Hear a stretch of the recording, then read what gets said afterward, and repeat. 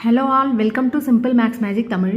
The value of a machine depreciates by 10% each year.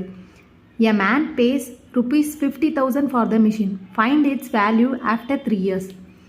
இப்போ ஒருத்தர் 50,000க்கு ஒரு மிஷின் வாங்குறாரு. அது ஒவ்வொரு வருஷமும் 10% டெப்ரிஷியேஷன் ஆகும். 3 இயர்ஸ்க்கு அப்புறம் அந்த மிஷினோட வேல்யூ தான் கேட்குறாங்க. இது ஒன் இயருக்கு நம்ம டெப்ரிஷியேஷன் பண்ணோன்னா அது டைம் டேக்கிங் ப்ராசஸாக இருக்கும். ஸோ இதுக்கு ஒரு ஷார்ட்கட் இருக்குது. P into 1 minus R by 100 whole power n. இங்கே இதோட பிரின்சிபல் வேல்யூ 50,000. 1 minus Rன்றது டெப்ரிஷியேஷன் பர்சன்டேஜ் 10 by 100.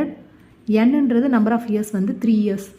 அப்போ 50,000 இதை கேன்சல் பண்ணோன்னா நம்மளுக்கு 1 by 10 வரும். இப்போ இதுக்கு எல்சிஎம் எடுத்து சால்வ் பண்ணால் 10 minus 1 by 10 வரும். அதாவது 9 by 10 ஹோல் கியூப். இப்போ 50,000 9 கியூபோட வேல்யூ 729. 10 கியூபோட வேல்யூ 1000. இப்போ இந்த 30 கேன்சல் ஆகிடும்.